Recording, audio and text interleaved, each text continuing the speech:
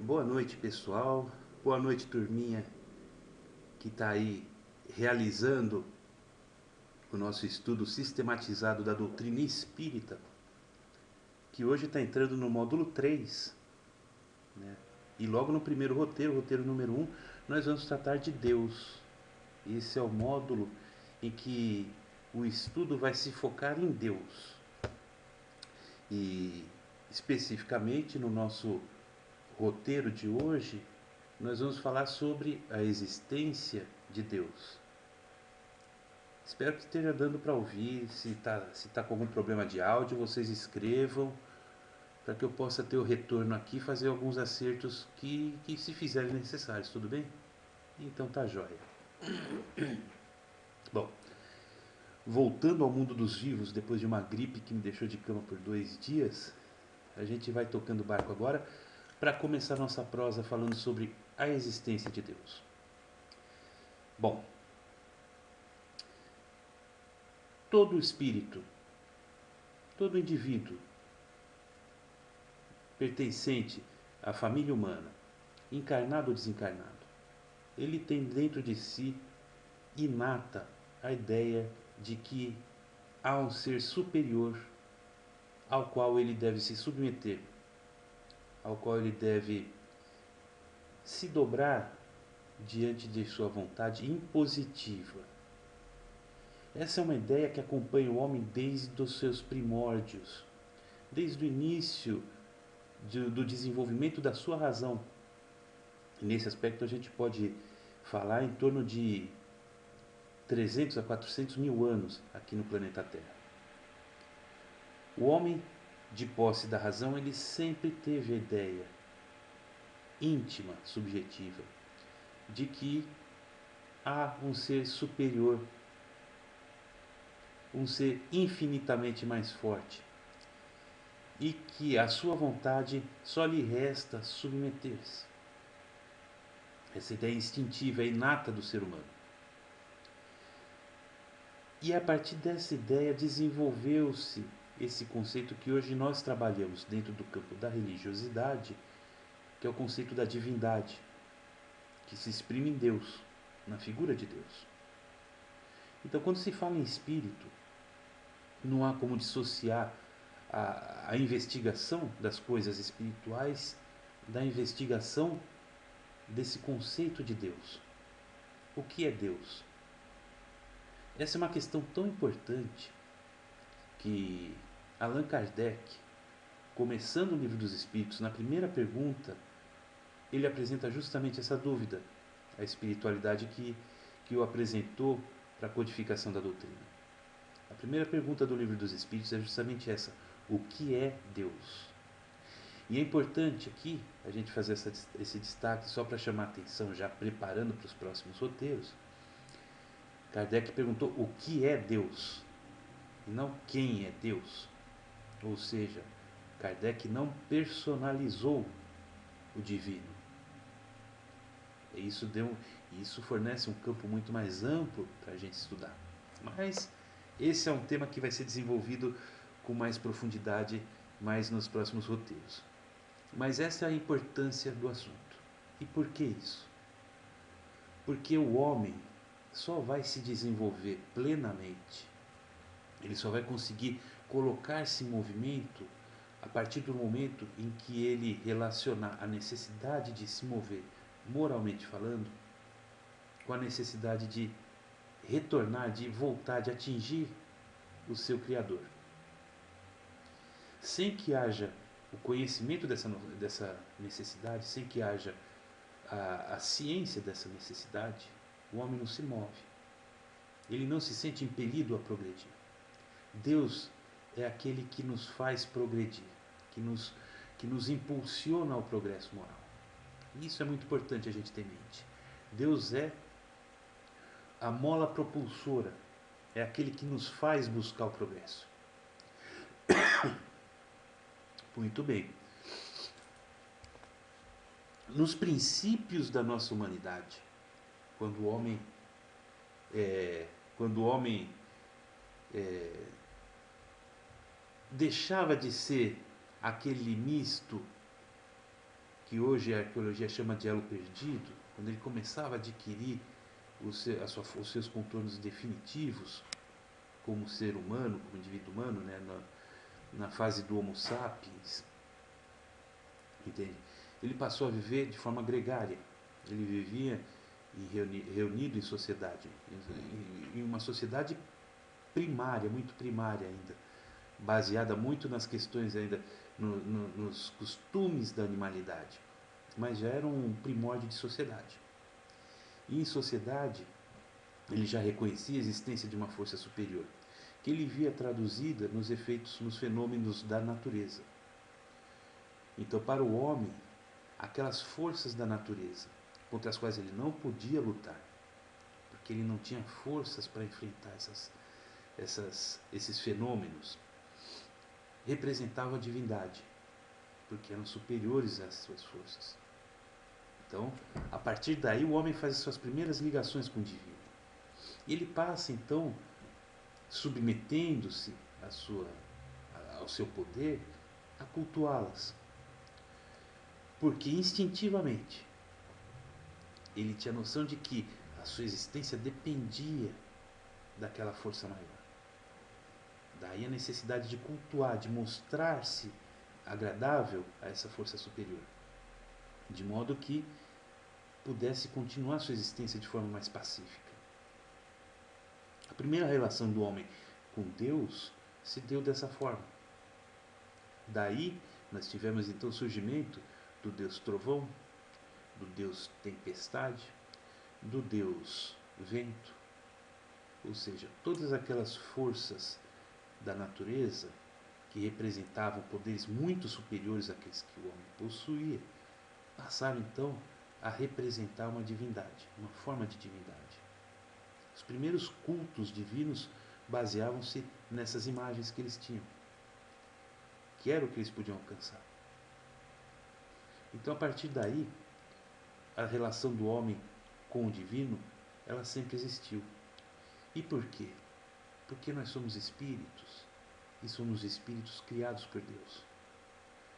Então, qualquer que seja o nosso estágio evolutivo, dentro dessa jornada imensa de aprendizado de evolução moral, nós trazemos a ideia desde o nosso nascimento, desde a nossa criação, porque fomos criados por Ele. Não há como a gente derrubar essa ideia dentro da nossa consciência. E é por isso que a gente carrega, todos nós, esse germe divino, o germe da crença divina. Não há como a gente impugnar isso dentro da nossa consciência, de forma consciente, de forma capaz de fazer-nos realmente acreditar que Deus não existe. Porque a gente tem uma parcela da sociedade que não crê, que afirma a sua fé na não existência de Deus. A população ateia, que hoje gira em torno de 2% da população, pelo menos dos centros em que ela se verifica presente, aqui no Brasil inclusive, gira em torno de 2%, né, segundo o último censo. Eles professam que Deus não existe, mas eles professam isso de forma a exprimir outros sentimentos, que não a verdadeira crença na não existência de Deus. E esse é um tema curioso e a gente vai tratar um pouquinho mais adiante, mas é bom da gente destacar. Quando falamos em Deus, na existência de Deus, a crença nessa existência é algo natural, porque faz parte do nosso próprio ser. Aqueles que a combatem fazem de forma forçada. Eles precisam se superar interiormente para poder defender uma ideia nesse sentido.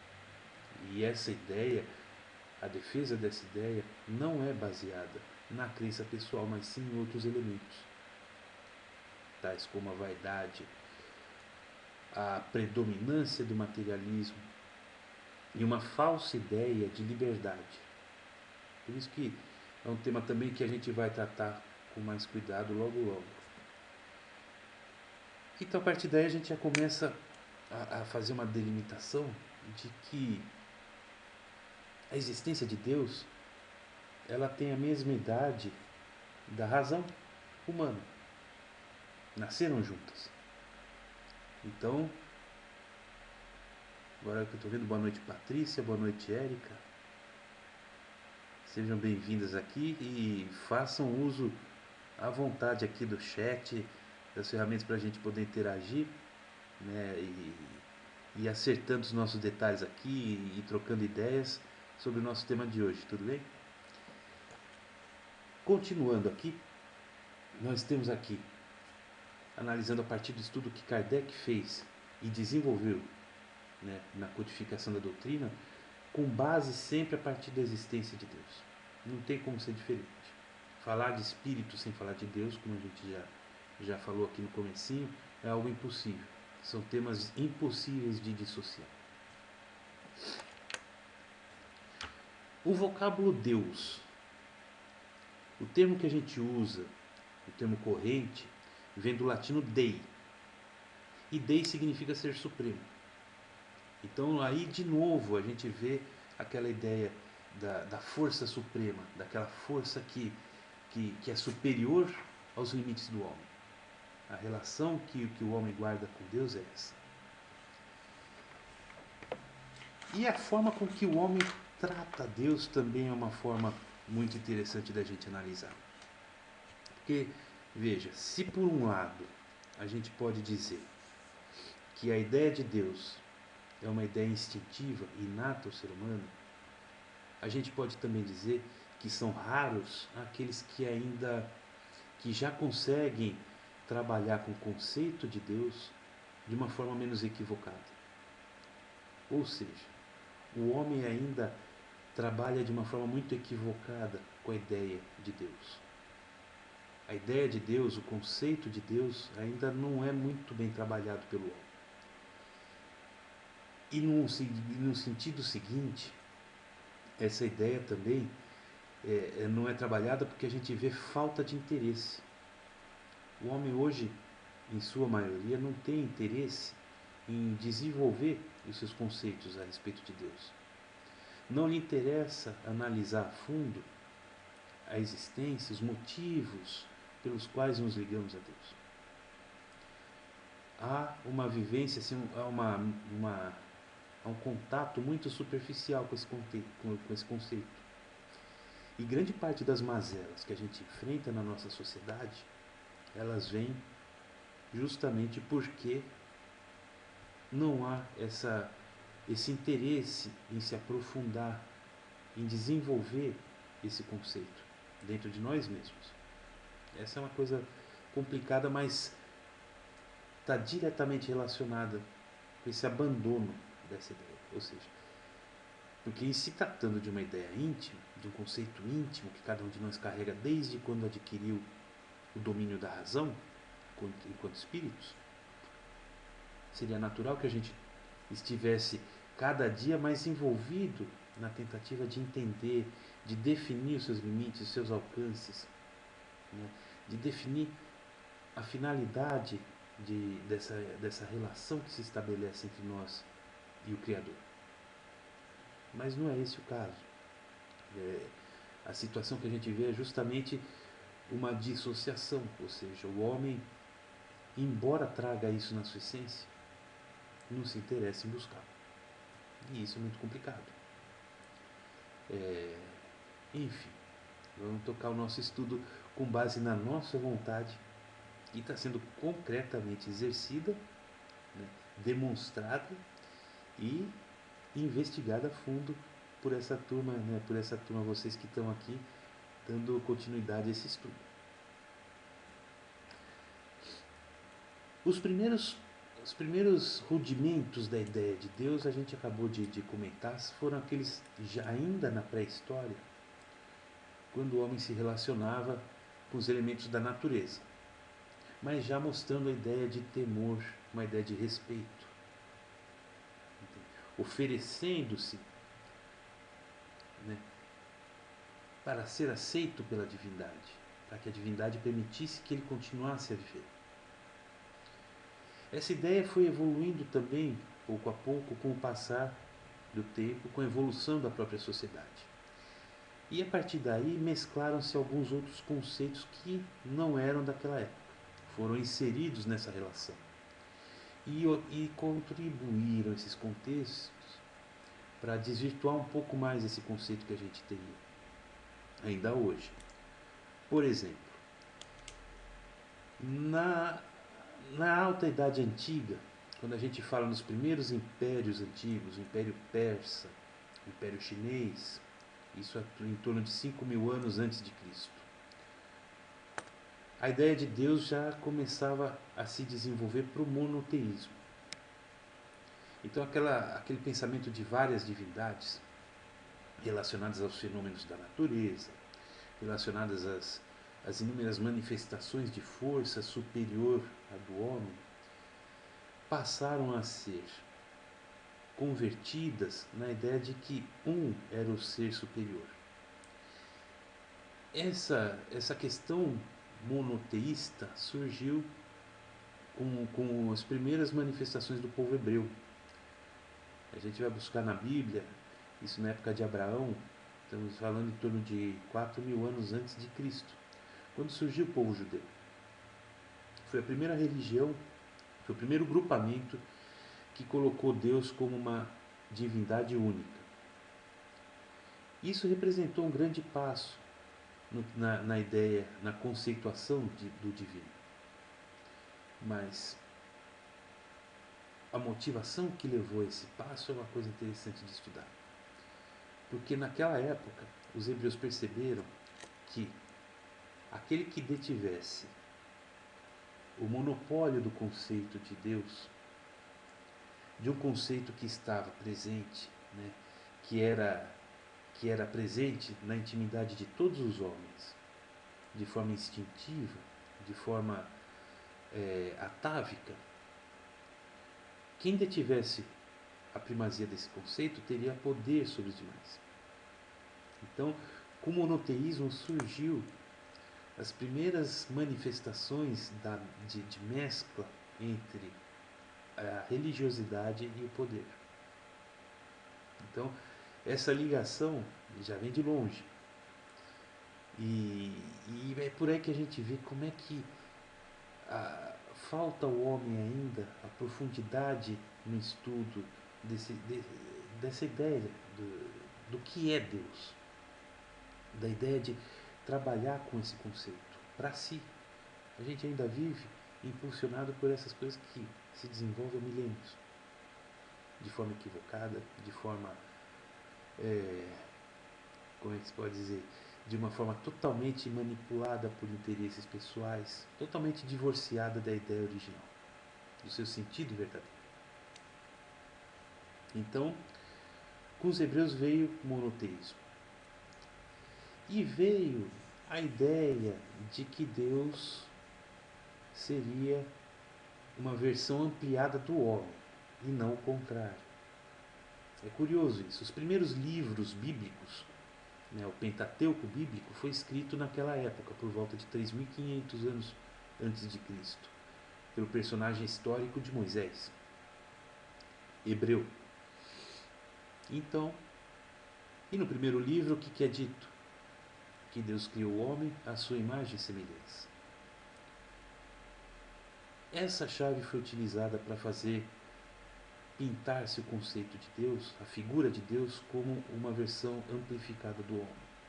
Deus seria um homem em versão maior, mais poderosa, mas contendo os mesmos vícios, os mesmos defeitos, as mesmas qualidades que o homem comum carregava. Daí tivemos então a ideia do Deus vingador, do Deus que odiava, do Deus que tinha ira, do Deus que se vingava daqueles que iam contra os seus desígnios, e do Deus que comandava os exércitos. Todas essas representações nada mais eram do que o homem representando a si mesmo, só que de uma forma mais ampliada, de uma forma mais potente, revestida do caráter da divindade, para lhe emprestar legitimidade nos seus interesses, nos seus desejos, as suas aspirações. a gente começa, né, pegando daquela parte onde os primeiros primatas ali atrás que começaram a se comunicar com gestos, com ruídos ainda animalescos, viviam em cavernas e que viam cair um raio e sabiam, olha, instintivamente, é o nosso superior que está se manifestando, a gente precisa prestar homenagem a ele. Aquela ligação era sincera, porque vinha do profundo do espírito. Era a representação daquela centelha divina que mora, habita o espírito de cada um de nós, se comunicando com a manifestação externa dessa mesma divindade. Dali, até alguns milênios mais adiante, a gente chegando na época de Moisés, olha como se perdeu a ideia. Então já tínhamos um Deus antropomórfico, ou seja, um Deus com forma de homem, que pensava como homem, que agia como homem, que se relacionava com os demais como um homem, mas era Deus. E era um Deus que se podia comprar, porque era suscetível às oferendas dos povos.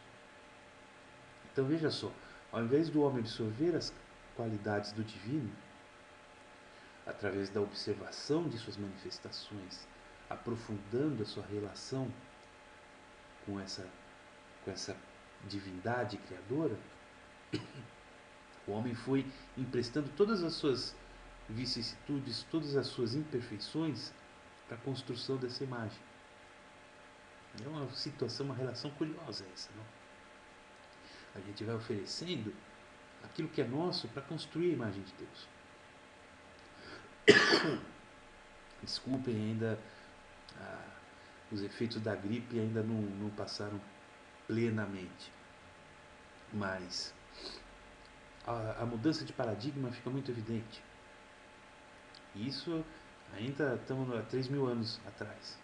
Vamos chegar ainda nos dias de hoje para ver como que isso continua de uma forma completamente atabalhoada e como isso afeta as nossas relações no dia a dia, as nossas relações sociais. O dano que isso causa às nossas relações interpessoais. Com Moisés surgiu então as primeiras revelações divinas. Os 10 mandamentos vieram pela mediunidade de Moisés. A partir daí, o que a gente tem então? O primeiro código moral para resgatar a essência de Deus, para resgatar a essência do divino no homem. Essa intervenção foi necessária diante da perdição que havia sido estabelecida com esses conceitos equivocados e com a desestruturação do conceito correto de Deus. Os 10 mandamentos vieram, Moisés os trouxe para tentar corrigir a rota. Com base nos 10 mandamentos, o povo judeu elaborou as suas leis religiosas, né, que subsistem até hoje, a Torá, o Talmud, a Tanakh. Então, e com base nelas, voltou-se novamente a ideia da predominância política, da predominância do poder, daqueles que detêm o predomínio desse código religioso. Então aquela correção de rota não foi suficiente naquele momento. O homem absorveu aquele conteúdo moral, novamente colocou de si para criar um corpo para aquele conteúdo moral, desvirtuando a sua origem, desvirtuando o seu sentido e novamente retomando a questão do predomínio da utilização política, da utilização maniqueísta, de subjugação, de predominância com relação aos demais. Precisou então que Jesus Cristo, em pessoa, encarnasse no nosso planeta. Uma nova correção de rota. E Cristo então, desenvolvendo aquele princípio moral inicial que veio com os 10 mandamentos, em que o primeiro mandamento dizia que nós devíamos amar a Deus com todas as forças, com todas as energias do nosso ser, porque Deus é Pai, Deus é Criador, Deus nos fornece, nos provê a vida. Era essa a intenção que se pretendia, trazendo aquele conjunto de regras morais. A primeira delas já servia para que se restabelecesse esse conceito. Deus é Criador, Deus é vida. É assim que nós deveríamos nos relacionar com Ele, a partir desse conceito, que foi deturpado novamente. Quando Jesus vem à Terra, não só retoma aquela conceituação da época de Moisés, como ainda desenvolve um pouco mais, de uma forma até revolucionária, porque Jesus se relacionava com Deus como Pai. Para Jesus, Deus era Pai, o Pai Nosso. É uma mudança muito profunda, é um desenvolvimento muito grande nessa conceituação, entende? E que até hoje não foi digerida por nós na sua completude. Já visto que a gente tem presenciado atualmente com relação a essas manifestações das parcelas minoritárias da sociedade, que em virtude de peculiaridades próprias acabam sendo discriminadas, acabam sendo alvo de preconceito, de discriminação, de agressão, de ódio, entende? Em nome de um suposto Deus daqueles tempos milenares dos hebreus, o Deus da vingança, do ódio, e não o Deus que é Pai. Então, veja a importância que é saber entender esse conceito, buscar e compreender o que é Deus de verdade, e entender a sua existência e a nossa relacionada. Tudo isso faz parte de um plano só. E é nesse plano, no contexto desse plano, que se desenvolve a nossa evolução. Então vejam só, quando Jesus veio há 2000 anos para mostrar que Deus é Pai, corrigindo algo que já havia sido ensinado 3000 anos antes, ou seja, a gente já está indo a 5000. Na época de Moisés, quando os mandamentos, o primeiro deles já dizia que devemos amar a Deus com toda a nossa força, com toda a nossa energia, porque era o nosso Criador.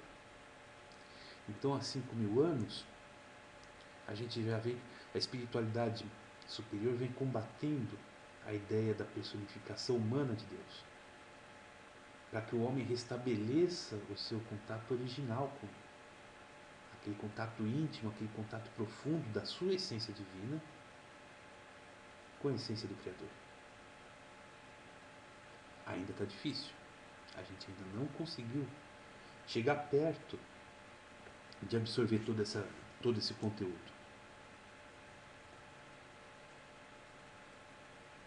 Aqui no nosso programa do ESD, no roteiro que trata do assunto que a gente está conversando hoje, tem uma observação muito interessante em que se argumenta que a crença em Deus poderia ser fruto da educação, do tipo de educação dada ao indivíduo. E isso foi analisado por Kardec, inclusive. Por isso mesmo que está destacado aqui no capítulo. Ou seja, o instinto crédulo do indivíduo em relação a Deus seria decorrente da espécie de criação, do tipo de criação que ele teve. Segundo esse pensamento, aquele indivíduo criado sobre conceitos e padrões religiosos estaria propenso a acreditar na existência de um ser superior. Aquele, por sua vez, criado sob os auspícios de uma educação positivista, de uma educação materialista, não estaria então atrelado a esse tipo de crença. Bom, esse era um raciocínio que estava muito em voga no século XIX, quando veio a doutrina espírita. Um século em que o conhecimento explodiu, o conhecimento que ficou represado durante a Idade Média explodiu de uma forma muito intensa, se desenvolvendo em vários ramos da atividade humana. A época da razão, do positivismo, da enciclopédia, do desenvolvimento da ciência. Então o homem era levado a expandir a sua intelectualidade. Mas nessa expansão não cabia o conceito de Deus, em virtude de toda essa carga que vinha junto com o conceito divino. Essa carga de domínio, de manipulação, de maniqueísmo, de utilização pelo poder e para o poder.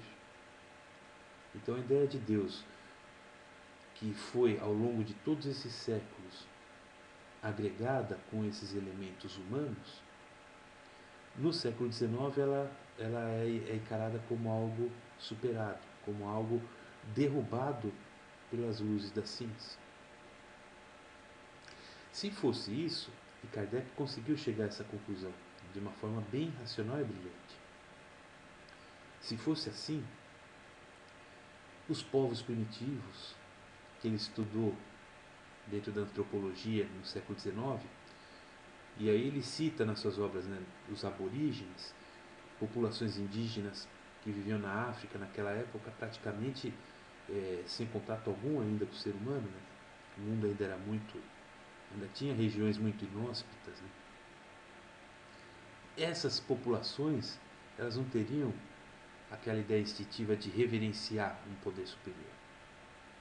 Se fosse com base na educação que nós extrairíamos a nossa crença em Deus, então não teria, essas tribos não teriam como cultuar instintivamente, sentir instintivamente a necessidade de prestar homenagem a um ser superior. Isso chamou a atenção de Kardec. E da mesma forma, ele usou o mesmo raciocínio com o lado contrário da moeda. Se o desenvolvimento do conhecimento, da racionalidade, da intelectualidade, também levasse o homem a entender que a ideia de Deus era algo superado, não existiriam cientistas profundamente reconhecidos na época, inclusive, né, pelas suas capacidades intelectuais, presos à ideia religiosa, professando a fé em Deus, como o próprio Kardec. Kardec era cético em certos aspectos das manifestações espirituais, mas ele era alguém que tinha uma fé religiosa firme. E não obstante, era cientista, pedagogo de renome, um grande educador, um grande pesquisador. Então ele usou, a partir da sua experiência e aí depois, na sua investigação, inúmeros outros exemplos na mesma esfera, para concluir que, se por um lado a educação não leva, o tipo de educação não leva o indivíduo a aceitar ou não a ideia de Deus, o desenvolvimento intelectual também não ia resolver de forma contrária. Então havia algo mais. E a partir daí, a espiritualidade acabou se encarregando de esclarecer suas dúvidas e demonstrar esse aspecto. Nós trazemos, cada um de nós, essa ideia íntima porque fomos criados por ele. E a nossa razão rejeita naturalmente qualquer ideia contrária a essa certeza, justamente porque ela tem consciência, isso no plano do subconsciente, de que é ele que nos criou. Simples e puramente fomos criados por Deus. E só por isso que é a razão mais justa e necessária e imprescindível, não haveria como se cogitar da inexistência de Deus. E isso nos leva a tentar entender um pouco o que motiva as parcelas da população vinculadas ao ateísmo a professarem sua crença. O que leva alguém a contrariar o seu instinto interior, a sua essência interior, a sua razão interior, e tentar professar uma não crença, a inexistência de Deus. Uma vez ouvi numa palestra alguém dizendo que o ateu é um orgulhoso comparado a um menino mimado, que por não ver seus desejos atendidos, se rebela contra aquele que deveria ter atendido esses desejos. Ou seja, na raiz do ateísmo existe uma frustração. Eu não sei se existe algum estudo psicológico nesse sentido, que possa comprovar exatamente esse tipo de conclusão, mas ela é muito pertinente. O ateísmo se rebela e usa como argumento para sustentar sua rebelião justamente a falta de atendimento dos seus caprichos, dos seus interesses.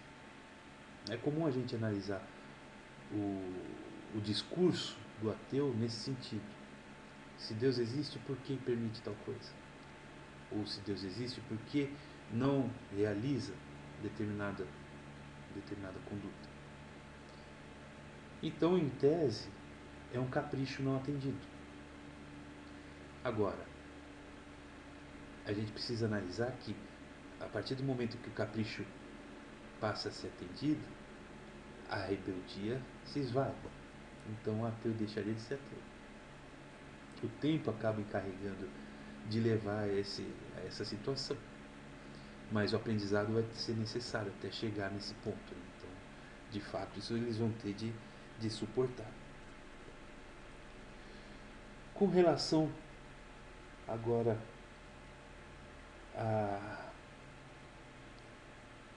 ao desenvolvimento final, aquele que nós lidamos hoje, relativamente ao conceito divino, ao conceito da existência divina, ao conceito de Deus Criador. No livro A Gênese, Kardec traçou um paralelo que vem desde a época dos homens primitivos, passando pelas civilizações antigas milenares, para chegar até hoje, esse hoje no século XIX,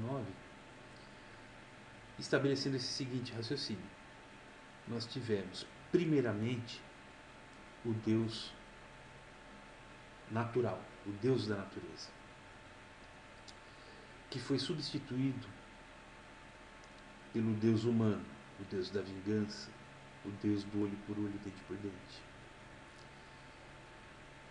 O Deus que troca benefícios, exigindo de nós uma determinada conduta para, em contrapartida, nos oferecer um determinado benefício.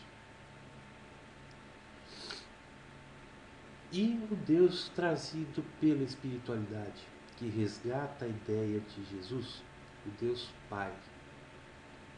O Deus Pai que educa. Porque o Pai é um educador, é o educador original do indivíduo. Os filhos recebem sua educação básica, essencial dos pais. Transportando isso para a nossa escala de criação, o espírito recebe a sua carga educacional de Deus. Então, o pai educador, na sua expressão maior. Então, o pai educador é aquele que vai educar o espírito, moldar o espírito a seguir o caminho que lhe está destinado, o caminho de crescimento, o caminho de iluminação. E vai se valer nesse processo de todos os mecanismos capazes de nos propiciar esse aprendizado. Ele nos oferece o aprendizado e oferece todas as ferramentas para que a gente possa navegar dentro desse mar de aprendizado. A vida, a encarnação, todas essas circunstâncias com as quais a gente se depara, tudo isso faz parte desse conceito, desse projeto educacional que Deus cuida de cada um de nós. Essa é a figura que a espiritualidade oferece como uma figura mais apropriada com a qual a gente deve se relacionar. Deus existe? Existe. É evidente que existe. É inquestionável que existe. Somos suas obras. Pela obra a gente pode identificar o Criador. Kardec explicou isso também no Livro dos Espíritos, fazendo esse raciocínio científico, lógico-científico. Ou seja, não há efeito sem causa. Isso foram inclusive os espíritos que responderam a Kardec. Não há efeito sem causa. Procure a causa de tudo, a causa originária de tudo, e você vai encontrar Deus. Só Deus. Não há efeito sem causa, e a grandeza da causa é proporcional à grandeza dos seus efeitos. Então veja o tamanho da obra de Deus. O universo, os universos, né? Hoje a gente já trabalha com a teoria de multiversos, os vários universos dimensionais paralelos na física quântica, as incontáveis galáxias, sistemas planetários, estrelas, enfim, planetas infinitos, todos eles gravitando em perfeito equilíbrio, em perfeita ordem. O ser humano, a perfeição que é a complexidade do ser humano, a gente não consegue se dar conta da perfeição que envolve o nosso próprio ser. Então Deus existe sim. Mas esse Deus que a espiritualidade veio reforçar em seu conceito correto, em seu conceito profundo, é um Deus que vai muito além daquela aparência humana que a gente se acostumou a lidar em milênios. É um Deus que de humano não tem nada, porque Ele criou os humanos, e não o contrário. Se há uma característica, um atributo comum entre nós e Deus, é a inteligência. Daí sim faz sentido aquela passagem da Gênesis. O homem foi criado à sua imagem e semelhança. Porque nós temos a inteligência, assim como Deus é a inteligência suprema do universo. Então, a partir daí, a gente começa a redimensionar essa figura. E enxergar nele o papel necessário de educador, que é o que nos vai fazer, efetivamente, tomar as rédeas do nosso processo evolutivo. É a partir dele que a gente vai realmente se empenhar nesse nosso crescimento, nesse processo de crescimento pessoal. Porque, do contrário, se a gente ficar vinculado à ideia do Deus humano, a gente vai continuar humano. E sabermos que o nosso destino é a angelitude. A fase humana é só um intermediário. A gente não pode colocar nessa fase transitória todas as nossas esperanças, todas as nossas intenções, os nossos desejos, não podem ficar presos numa fase transitória que ainda por cima nem é a melhor de todas aquelas que a gente vai poder desenvolver. Não é por aí. O alerta é muito claro nesse sentido. Entendam, porque não é por aí. Não é por aí que a gente deve enxergar as coisas. Não é por aí que a gente deve se relacionar com Deus. A melhor forma de se relacionar com o nosso Criador é primeiro entendê-lo, tentar entendê-lo dentro das nossas limitações. Mas é preciso que a gente vá até ela, até esse limite. A gente ainda está muito aquém. Então, quando a gente se permite agredir alguém porque ele tem uma orientação sexual diversa da nossa, em nome de uma religião, em nome de um Deus que não existe na verdade, que Deus é amor, é criação, é Pai, nós estamos navegando contra o próprio Criador. É curioso isso, né? Se as pessoas parassem para pensar nisso, esse mundo já seria um lugar muito melhor só com base nessa forma de ver as coisas, nessa mudança de ponto de vista. Entende? A gente já ganharia muito. Quando a gente se permite, como se vê hoje lá nos países árabes, dominados pelo Estado Islâmico, né, que é uma facção religiosa fundamentalista, pessoas torturando e matando outras pessoas em nome de um Deus vingativo, esse Deus humano que surgiu há 5.000 anos. A gente está navegando em direção oposta diametralmente oposta ao nosso Pai. E aí é uma coisa curiosa, porque faz lembrar uma passagem muito interessante que existia lá no... Ela está contida no livro do Atos dos Apóstolos. Não sei se vocês lembram, mas é uma passagem em que Pedro, João e Tiago foram presos no Sinédrio.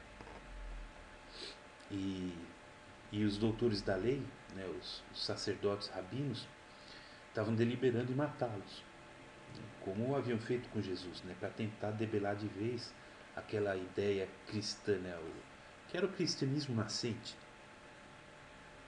E aí um dos rabinos, o mais sábio deles, né, o mais antigo, o decano do Sinédrio, chamado Gamaliel, pede a palavra. E ele tinha uma ascendência moral sobre os demais, porque ele era o decano, né, ele era o mais sábio. Ele pede a palavra e diz o seguinte: olha, é melhor deixar esses três ir embora e não fazemos nada contra eles. Porque se o que eles dizem é de origem humana, o tempo se encarrega de destruir. Mas se o que eles dizem é de origem divina, a gente corre o risco de ser pego em luta contra Deus. Resumindo essa passagem. E quando a gente... É curioso porque a analogia fica bem interessante com isso. A partir do momento que nós, que já decidimos dar um sentido diferente à nossa vida, à nossa existência, buscando enfocar mais o lado realmente importante, que é o lado espiritual de nossas existências. A gente que já se decidiu por essa mudança, a gente ainda não consegue se relacionar com a ideia correta de Deus.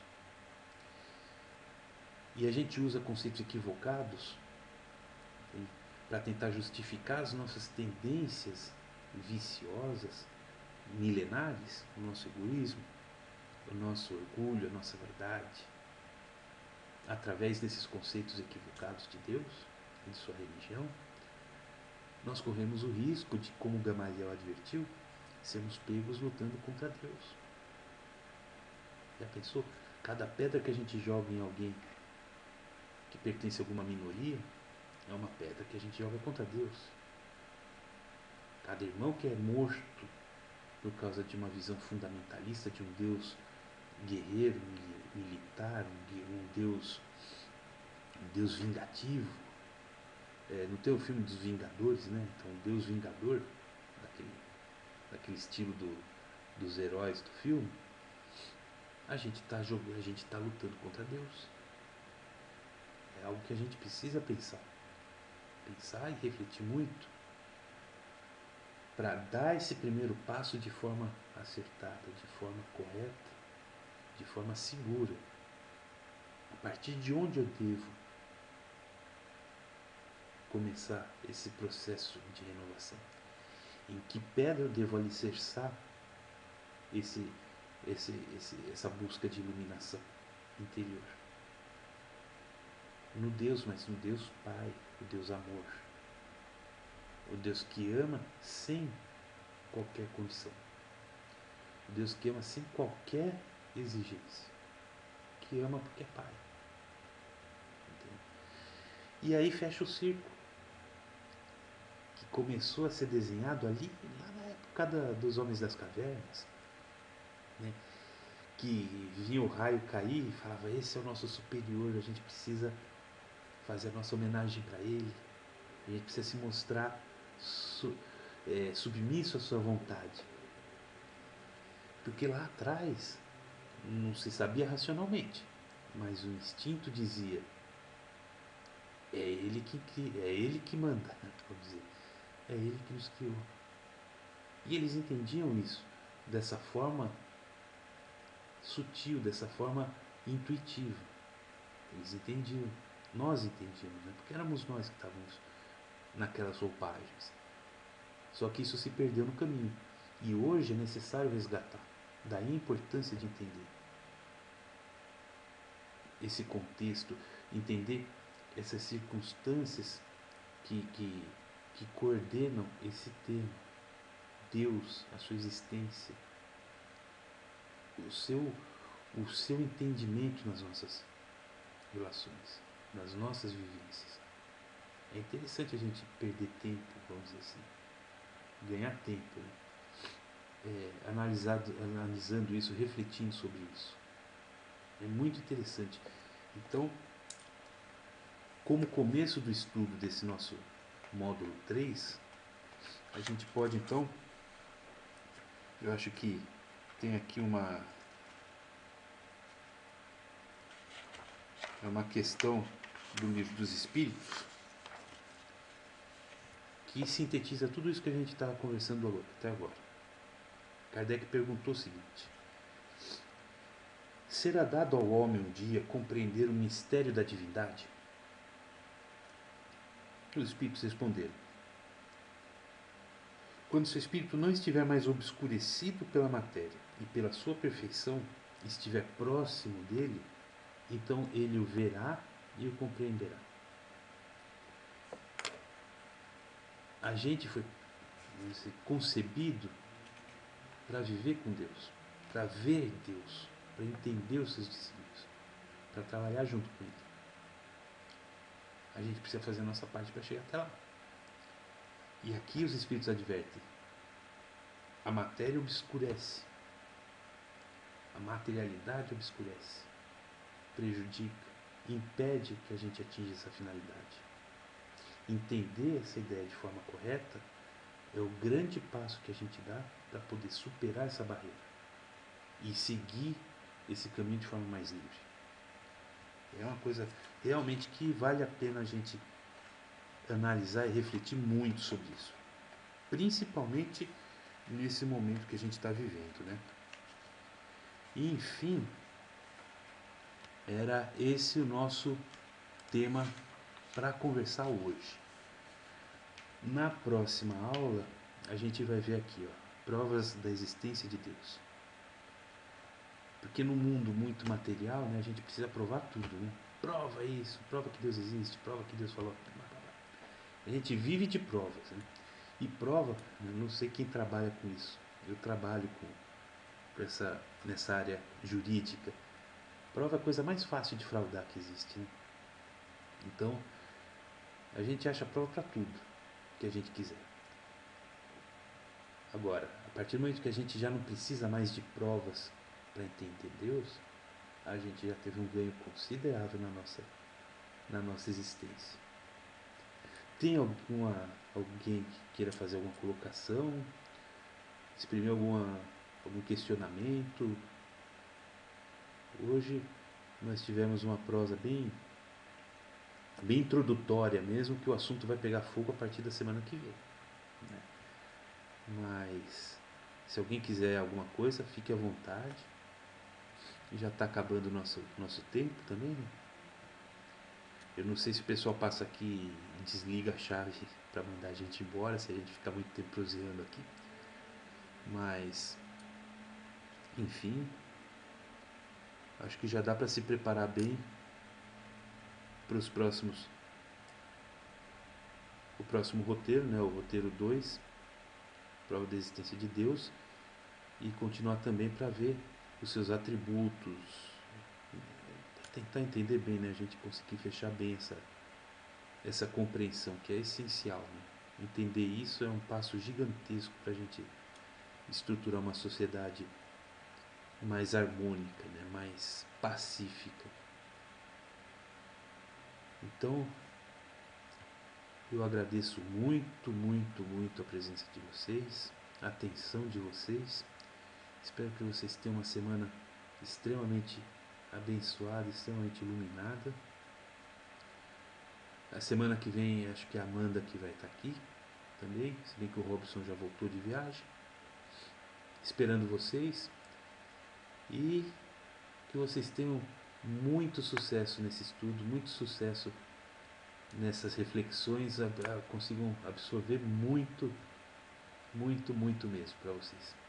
Valeu pela companhia, obrigado mesmo, boa noite para todos vocês e uma ótima semana. Tá bom, gente? Sebastião, Érica, um abraço grande para vocês. Até mais, gente. Tchau, tchau.